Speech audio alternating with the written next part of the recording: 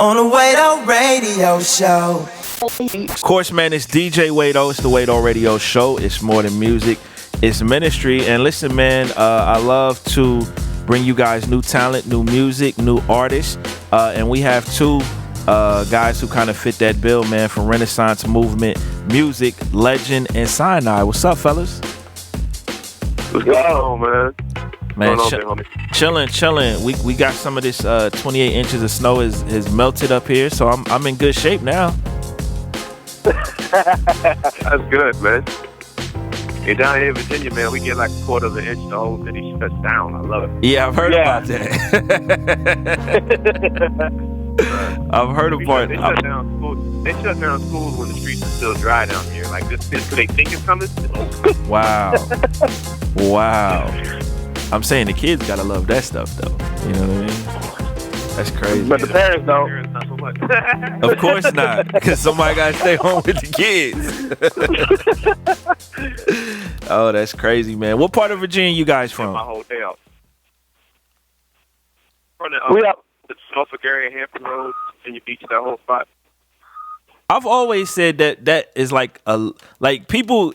Whenever I say this, people be like, "Huh?" But I always feel like that's like a little New York because you have all these little areas real close together.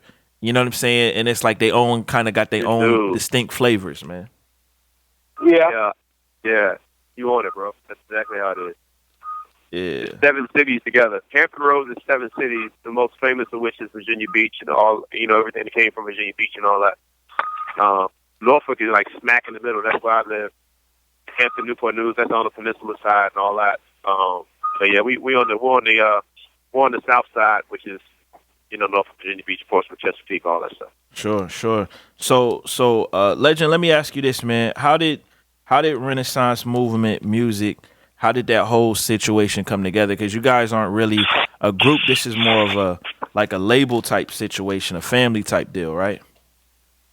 Yeah, absolutely. I came to Christ, man, around 07, right? Been in church forever. Actually, it was like 06. But at that time, I'd always did hip hop, but I kind of given it up. And then came to Christ, and I was like, there was nowhere in my mind that you could merge the two worlds. Yeah. And my, and my girlfriend, now my wife, hey babe, she dragged me kicking and screaming into a Christian hip hop show. Mm. And I was like, the crap Christian what? No, I'm not going to that. And I went to it, and I saw dudes, just some cats around here, some local dudes, just fire on the mic, ministering the gospel, talking about the Lord I now love. And I was like, you can really do this. Wow. And we went to IHOP that night, and, we pulled out a yellow legal pad and said, we need to do something. I'm gonna call the Renaissance Movement. We can get started. And then we made an album in the basement and went from there. You know what I'm saying? And we just doing a bunch of local stuff. And we just on the scene. And at the same time, Mike was on the scene doing his thing here locally because it used to be a real buzzing scene in our community at that time. I came in when it was just buzzing, like every weekend, 5, 6 shows. Sinai was heavy already. He was around doing local stuff. And it was just along the way, we all met, connected. And Mike and I clicked up real early. Me and Mike been rocking for long. He's actually my daughter's godfather. That's, we just tight, you know what I'm saying? And then, but about 2 years ago, we just were like, we felt like we wanted to reach out to Sinai as well, just to extend the right arm of fellowship, for lack of better terms. And we just got together, man, and we felt like I was doing something. We just brothered up, called it a day. Wow, Sinai, man, what's that local scene like down there in the Hampton Roads, man? What's it like now? Yeah, what's it like now? Because I used to come down there to the Believer's house. This was like a while ago though. Like this was like, yeah, buddy. Yeah, we know that. Yeah, maybe like 5 years ago we used to be down there. Like I was down there, I think 1 year, like 3 times. You know what I mean, at that joint. Yeah, buddy. Well, it's funny because the scene now. I mean, for lack of a better term, it's pretty much dead, man. A lot of people, they were going hard and. It was crazy because people were building relationships based on music and stuff and saying, oh, you making moves, I think that would benefit what I'm doing, so let's connect.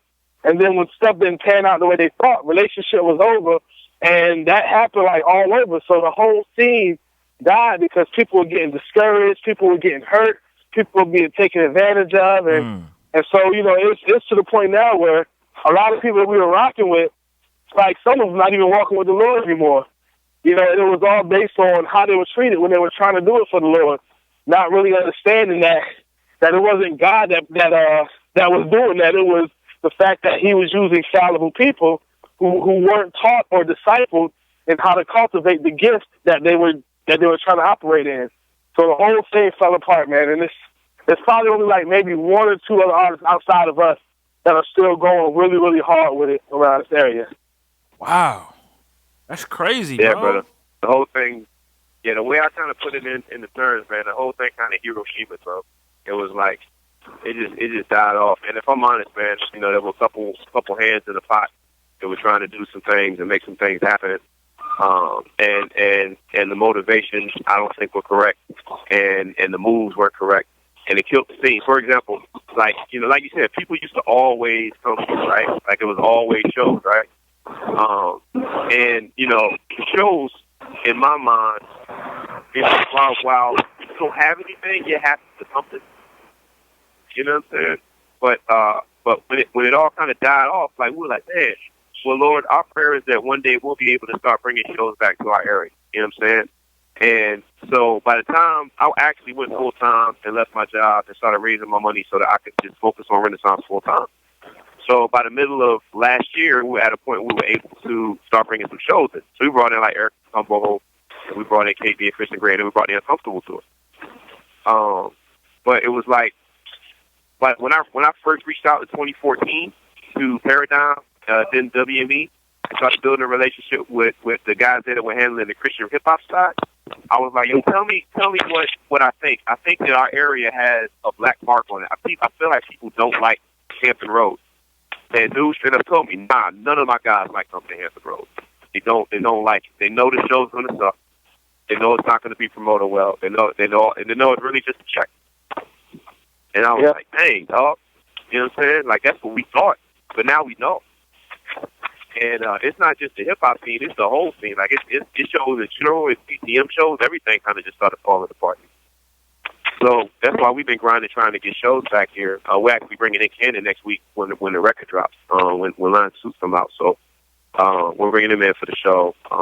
It's not like an out release, quote unquote. It's just a show, and Cannon's going to be there, and he's going to kill it. So, but yeah, man. So that's kind of what happened in our area, man. And we're just trying to play our part to encourage artists to do it for the king, man. You ain't got to do it for anybody else. And try, but you know what? I mean, not to talk too long, man. But for me, you hit the nail on the head the other day on your Periscope, bro. You talked about, the Isaiah Ziv whole situation and all that, and that kid's job and all those things. And you hit on the head, bro. And Sinai said it, man. The discipleship piece, brother. It just wasn't there, man.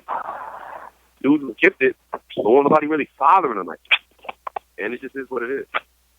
Yeah, I think, man, like, one of the things that I think is happening is for some of the people that have been doing this for a while, I would say not even just Christian rap, but just even in the church, discipleship seems to be one of those things that we just kind of put on the back burner sometimes because we're like, well, I'm mature or I got discipled, I'm cool, and we don't always explain to the next generation of people the importance of discipleship.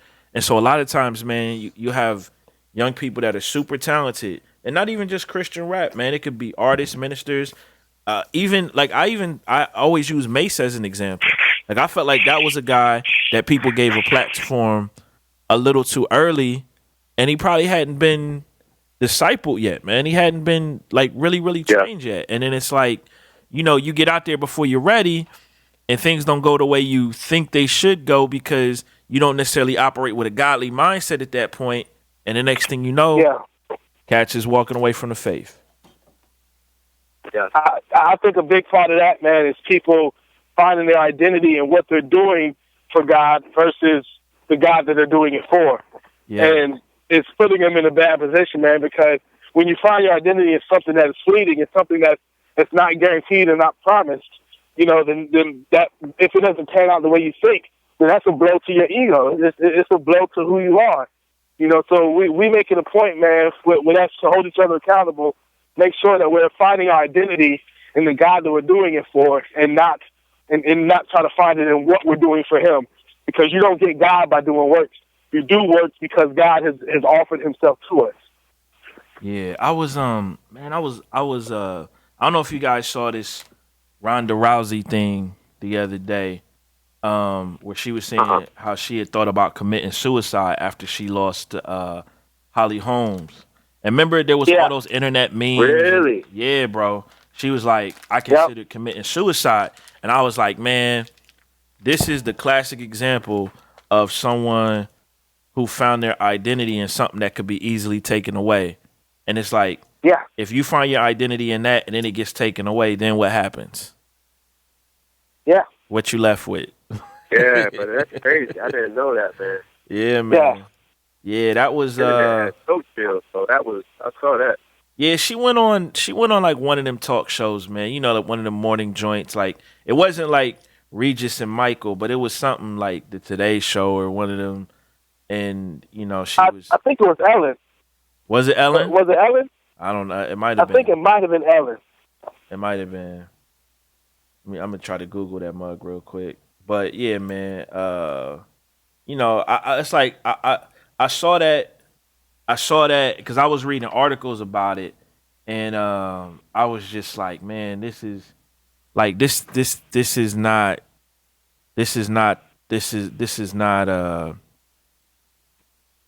healthy. It's not healthy to have that mindset. Yeah, it was Ellen. Okay, yeah, I thought it was. Yeah, it was Ellen, man. It's not healthy to have that though, man. It's not, you know. And we do it in the kingdom, fam. We do it in the kingdom, man. Yep. It's like your identity is caught up in being a Christian rapper, and then it's like, if that don't pan out, then what? Yeah, then you leave the face. It's funny because, you know, we like to have, you know, normal fellowships. Like we have fellowships with our core, with just, you know, the artists and the families, the wives, the kids and stuff. And then we open it up to anybody, you know, people, you know, coworkers, anybody that they're witnessing to or build a relationship with, you know, we have them all together. And one time I invited this one guy, and so he came, and like the first thing he led with, because he realized that Legend was an artist and Mike Vann was an artist and that we were a label. The first thing he led with was like, yo, my name is so-and-so. I'm a Christian rapper too. And it was like, it just seemed like he was trying to put that, I guess, foot forward to, I guess, I don't know. I don't know what it was that he was trying to do, but that's what he led with. And a lot of us do that in our lives, man. It's like we lead with what we do for God and not necessarily who He's making us to be. And I think that's a dangerous position to be in. Wow, I never thought about it like that, but that's an interesting way to look at it. That's deep, bro. That's crazy though. So his identity was totally wrapped in that. Somebody, the very first thing you say is like, "Oh, that's something my name's so-and-so. What do you do?" That's the next question. Question of yeah. And what you do. Wow. Yeah, that's deep. Yeah, nobody says, "Hey, my name is Wade. I'm a child of God." This is my profession. Right. It's what I do. Profession is profession. It's a cultural thing. Yeah. You know what I'm saying? And it's cool. It's not like, you know, you just gotta get everything centered right on the gospel. So. Yeah, you got. But see, this is the thing. Those cultural things like that, you gotta fight that. Like you have to fight that mentally and spiritually in your life, or those things begin to dominate you, even though you go to church every week. You know? Yeah. Yeah. Wow. Yeah. And you're right, man. And it's like you were saying earlier, man. Like you gotta fight that stuff in community too, because if you're around a culture and a community of people that are subscribing to, you know, a particular way of life or the busyness of what Western culture is, then you're going to get sucked in with it because it's what everybody around you doing. You're going to assimilate. You know what I'm saying? So it's like what we try to do, man. Like, you know, one of our taglines is challenge the culture. Like, so like what in culture does not line up with the gospel? Let's challenge that. And we have to do it internally first, And then when we're around people, we're praying that we have lives worth imitating, like Paul said, so that somebody could say, oh, man, y'all don't do that like everybody else. I want to do that too. And if it lines up with the gospel, we're like, well, let's do it together. You know what I mean? Yeah. We try to do that because, like you said, Wade, man, like discipleship's the back burner thing. And 3.5 years of ministry, post resurrection, I'm coming back from the dead. I got something cool to say before I go to the Father. Go make disciples. I'm out. If you don't remember anything else I said, remember this. And our culture makes it the very last thing on the total poll of priorities. We got potlucks and fellowships and studies, and discipleship is nowhere in there. And it's just interesting to me that that's become like such an unintentional priority of us, and we wonder why the church is jacked up. That's why we forgot our mission statement. It's like Coca-Cola making bad soda. You know what I'm saying? Like, what's the point? Man, I was talking about this the other day, and I would love you guys' thoughts on it. I think part of the problem that I see is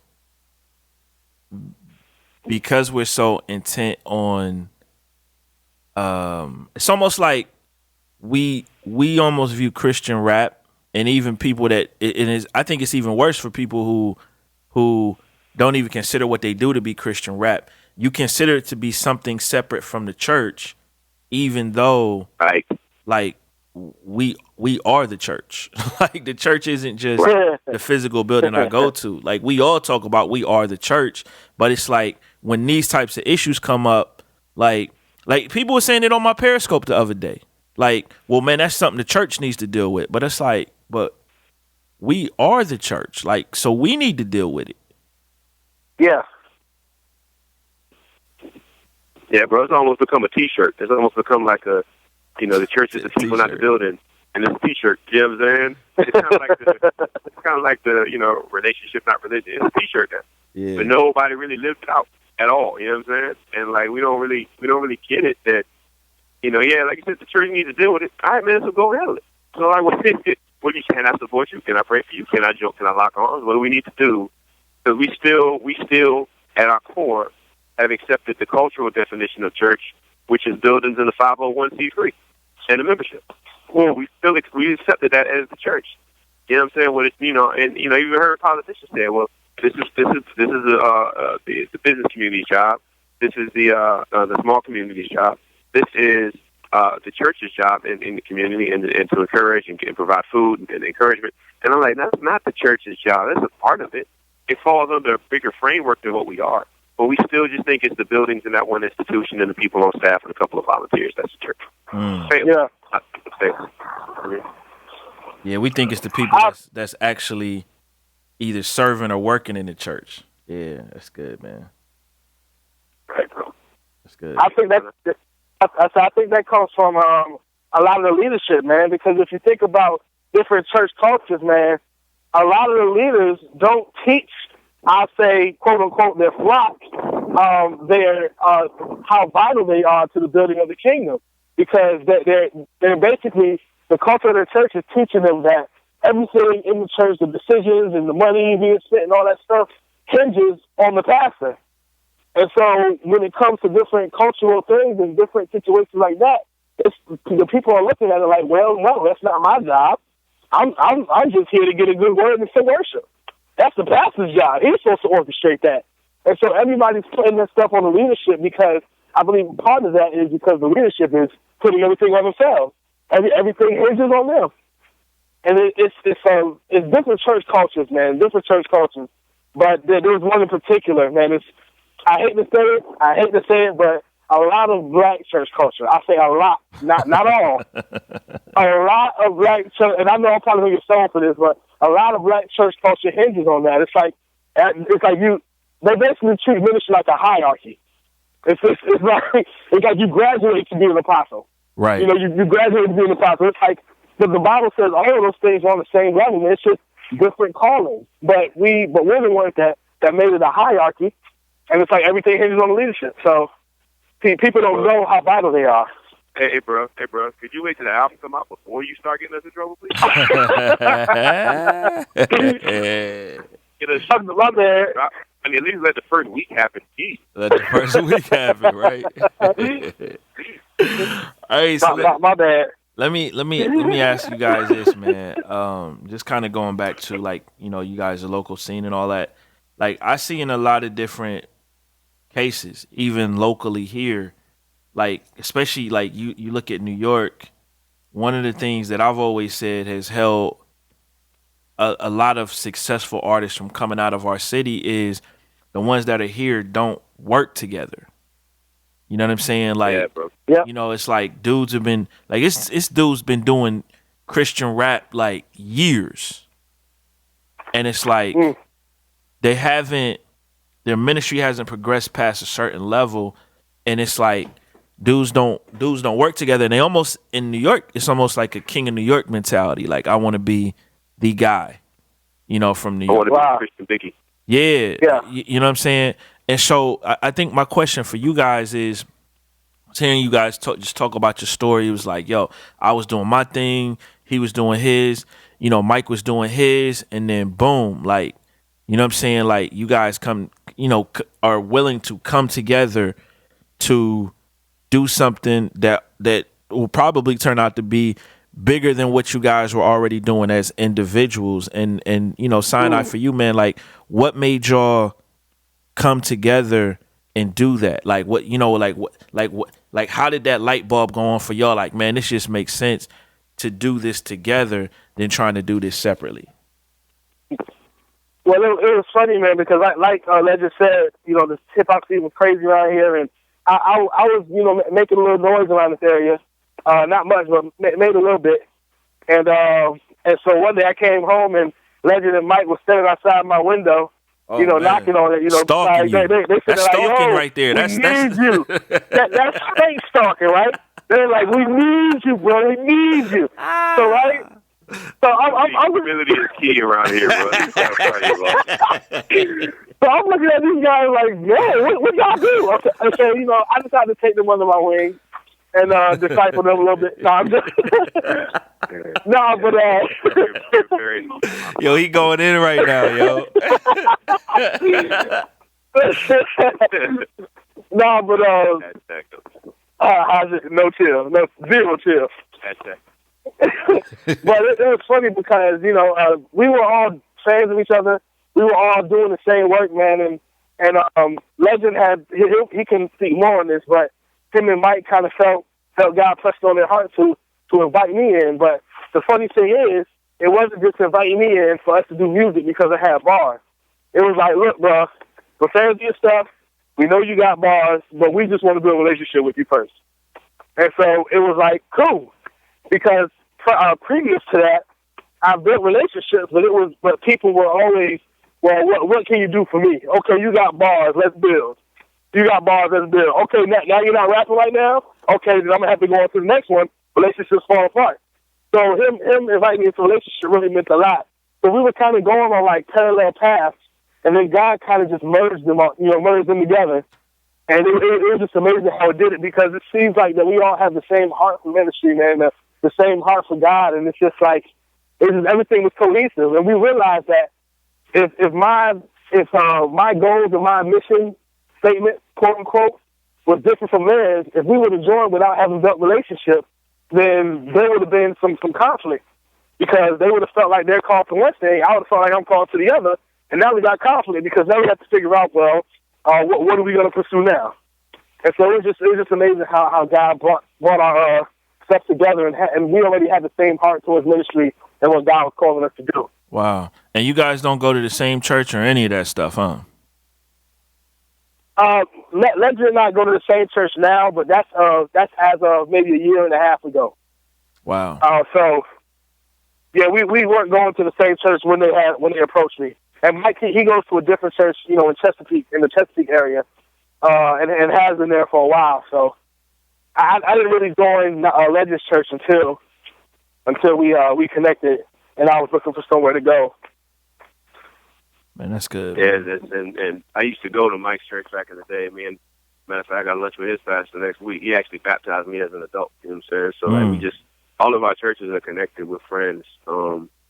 Yeah, but Mike goes somewhere else. But I'm a sheep stealer, bro. I try to steal people from their churches, so I'm gonna get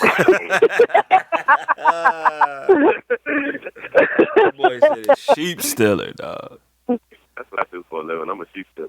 Yo, you sound like you. I get a cut of the time if I steal them sheep. So that's kind of how I keep my living. He said a sheep stealer. Man, that's crazy. Man.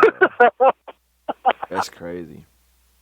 I say too, man. Like another thing with that, I've always been like a real communal, friendly, hang out with people type person. But I didn't really know how to take it beyond that to the context of discipleship. And when I decided, it was a whole other conversation. When I felt like the Lord was leading me to go full time, and I had a wife and 2 kids, and it was like, I felt like I was saying leave my pretty secure job to go rap for Jesus full time. I was like, what? I mean, it sounds great, but I don't have any money in the bank. I went and talked to my friend Kevin, who's my pastor now. I've known him for years. We went out to lunch, man. I was talking to him, and we talked about some things and kind of trying to discern what God was saying. And so, long story short, when I ended up coming to the church, I was like, look, man, I need to know.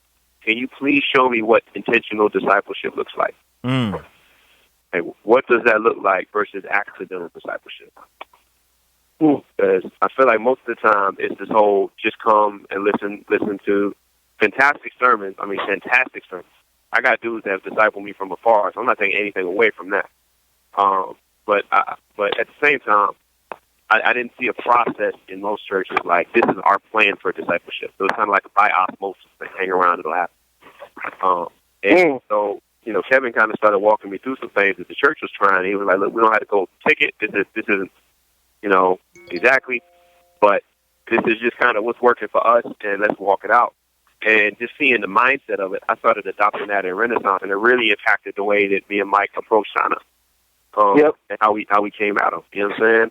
And then, we don't have anything down to a T by any means. We're not discipleship masters. We're just focused on it.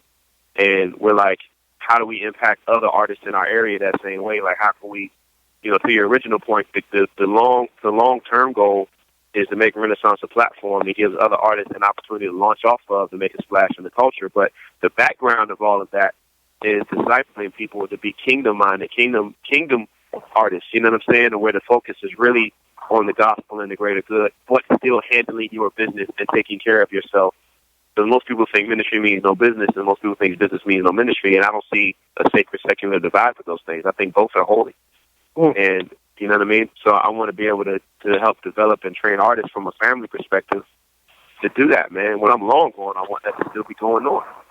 Because there's no shortage of ratchetness in the world, so we need more gospel-minded discipleship, rabidly focused artists that we can send out there to do things, man. So yeah, man, we're hoping to impact our area that way. Yeah, I was. I think I said this on the Periscope the other night.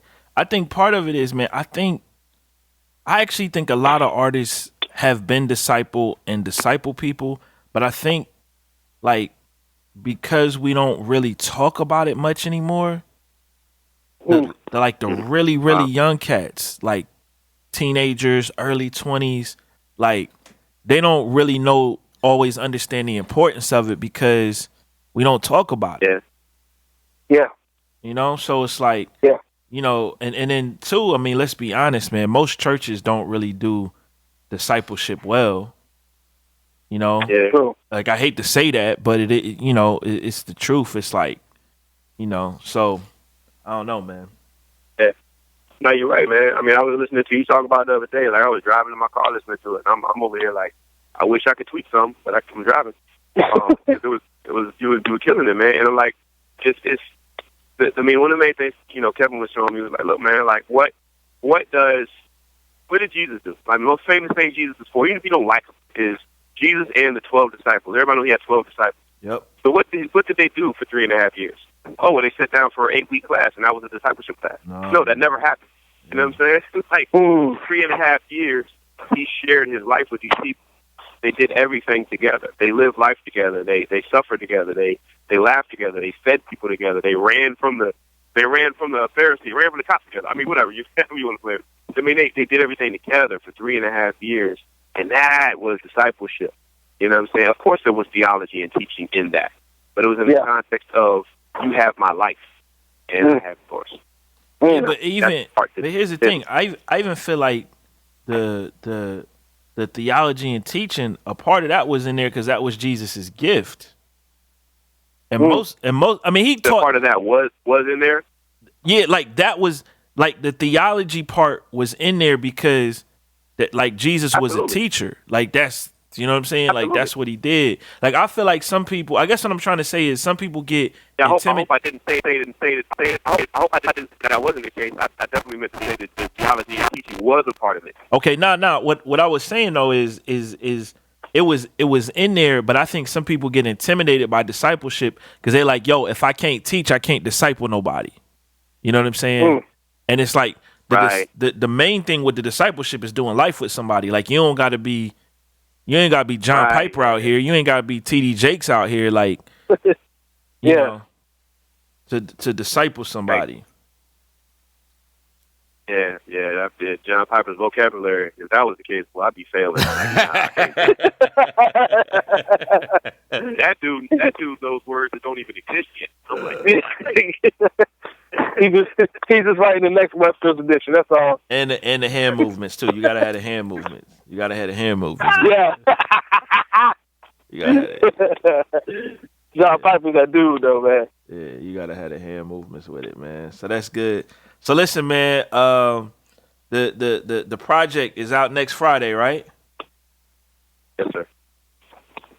Yes, sir. Y'all said that mad calm, like yes, sir. Like, oh man, you supposed to be screaming from the mountaintops, like yeah, next Friday is this. Yeah, son.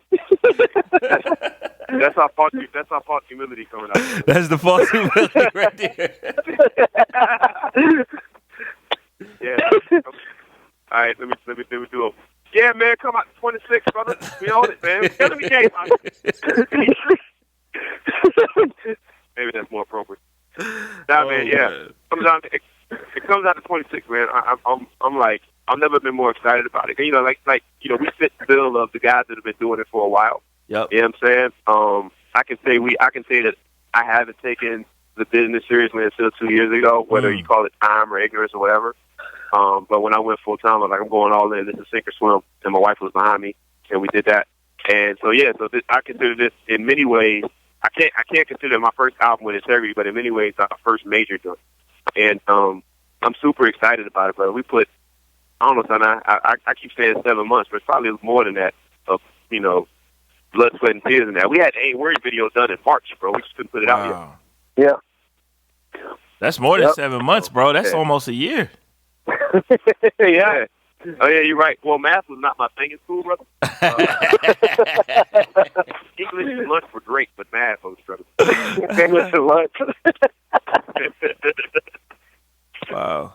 Yeah, Nah, man. So we've been on it for a while, man, and we paused button for a while because you know, just a bunch of advice from Jay Harris, Juice, Spec. They kind of were like, man, I really feel like y'all should just work some things out and drop a free mixtape first. So we did that first. We didn't get it out too well, but it's actually on our website, shameless plug. It's called First King. It's free. And that we kind of stopped working on this record to focus on that for a minute, and we basically did like a compilation, but it was real big style. Today a free album, and that's cool. But we try to do it. We try to do like mixtapes like we like them, like we know them to be. So we did that, and then we went right back to the record, man, and here it is. So, and that's what's up. What can people expect from it? Just like musically, artistically, spiritually, all that. Well, the funny thing about us, man, is like a lot, and we get this across the board, but like we are all totally different artists, but we all complement each other very well. And so what you're going to get, in my opinion, is a lot of versatility. Like we had a difficult time, like trying to map out the sound that we wanted to have for this album. So what we ended up landing on with some original one of our homies that live down in North Carolina is we're mixing classical music with hip hop, but then also kind of a jungle safari undertone. You know, the safari undertone representing the lion, but also like the classical representing the suit aspect of it. but then, you know, the hip-hop and all the aggression and stuff just really coming together and meshing well. And, you know, Mike Bell's a twister, legend. He's a teacher. And I'm just the background guy that hypes them up and jumps on their shoulders when they dropping bars. But it's a really well-rounded sound. Punchline kind of dude. He's like there's an upstart punchline. He's from Connecticut, so. Yeah. Oh. That's good though. Was that like? It sounds like though. Like whenever you kind of come to like you bring three different styles like that to come together. There's always like a growing process to figure out. Okay, I know what my sound is. He knows what his is. He knows what his is. But what's our sound going to be together? And it sounds like, you know what I mean? Like y'all kind of experienced that a bit from what you're telling me. We experienced that a lot. Yeah, Mike kind of really took the charge. He's been saying for a minute, like we all the individual artists, but we got to find what that Renaissance sound is. You know what I'm saying? Like what's that camp sound that people can expect from us? And he was really at the forefront of pushing that. He actually found most of the producers we used for the jump. You know what I'm saying? And he really helped kind of lead the charge with us doing that, because he's kind of that type of statistical, analytical guy that would be thinking along those lines. So I mean, we were getting beats, and the beats were like ridiculous, but we were very specific and strategic about the ones that pulled stuff out of us and that kind of fit the mold we think the guy was leading us to fit. So yeah, man, I guess people can expect there's a diversity of topics. I mean, you know, true to a compilation record, there's a diversity of topics, but I mean, they all are in the vein of, you know, John 1:14. He came in grace and truth, and that's what the lion and the suit's about. This is, you know, if you got the lion is aggressive, that challenge, that truth. That suit is that grace, that approachability, that everybody's welcome at the same time, and that dichotomy that Jesus represents, where, you know, you got the same guy, the children want to sit on his lap, but he's also beating people out of the temple for messing it up, kind of thing. The same guy, and we wanted to be able to approach topics with that dichotomy, that boldness, but that invitation, that challenge, and that truth, you know, and that's kind of what you can expect when we tackle issues on the record. Like, you know, we pick up our wives on the track called Lions Den, but we're also talking about our flaws, kind of pointing to, you know, the flaws of typically a manhood's perspective of marriage, and a male's perspective of marriage in our culture, and just how our wives kind of shine as beacons of what it should be, and how we came together and they made us better. You know, we talk about that. We talk about being bold for your faith and shifting culture. And we didn't hit a lot of specific topics. We spent them kind of from a general point of view. So we didn't go in on topics, kind of like framed it on forward, but we kind of, you know, we touched a bunch of things like that. We touched on stereotypes, and we hit, you know, that song called "What You Do That For," where, you know, yes, I'm a Christian rapper, but don't put me in this box that you think this is supposed to fit in. And, you know, there's a whole lot of debate around that. It's kind of getting on my nerves. You know, we talked about that and mentioned a little bit of the race stuff. We touched on a bunch of different things, man, and just tried to just leave with be bold for Christ, no matter what it takes. But be inviting so everybody can be around you. Man, that's good, man. That's good. That's encouraging, man. We need more music like that, man. That's I'll leave that there. we need more music like that, man. With that Christ-centered message, man. Well, listen, man. And I appreciate you guys, man. Appreciate what you're doing, and I loved hearing about what you guys got going down there in VA. Because we need more of that too, man. Like a lot of local scenes is on life support right now, man. You know what I mean? Wow. Yeah. Wow. Yeah, it's a lot of local scenes are on life support. You know, and yeah. I mean, yeah, I'll get us going down a whole other path, but yeah, man. Wow. Yeah, man. I feel like you know, I feel like you were saying there, like a lot of young dudes, they're coming in without the context of why certain things are being shifted. Like when I see cats talking about, you know, missional music and, you know, we need to do this to be more impactful in the culture, I'm not mad at that. Like I don't automatically jump to apology. You know what I'm saying? But I do think that with people who don't have the context to even understand the argument and the methodology, like, they can get to the church, bro, and they can come in with this very zealous young faith and kind of miss the point. And I think that you can attribute a lot of that to what you're seeing on the local scenes and stuff like that, man. I think that we gotta rise up and expect revival, expect the fervency for Christ with maturity that allows us to be missional, to be impactful, and to be bold, and to proclaim. And how do you do all those things at the same time? That's good, man. That's good. Well, fellas, man, I appreciate you guys. What's you guys' website one more time? I know you guys got the free mixtape there, and you know that's kind of you guys' hub for everything. But just give everybody the website one more time, man, so they can connect with y'all that way. Yeah, go ahead, Sana. Yeah, the website is www.rmmusic.tv, www.rmmusic.tv. And the website, you know, you got music, you got bookings, you got videos, pictures. You can connect with us. I think all our social media is up there. Like Legend on all social media is at LEGINRM. Mike Bell is Mike Bell RM. And then Sinai RM _. So we definitely love to be able to connect with people, build relationship, man, and just let people know how, you know, what God is doing through Renaissance Movement, man, because it's some amazing things He's doing right now. Man, that's what it is, man. Appreciate you guys. Appreciate no problem, you. Wayne. Thanks for the time, bro. On the Wado Radio Show. On the Wado Radio. On the Wado Radio Show. Where it's much more than music, it's ministry.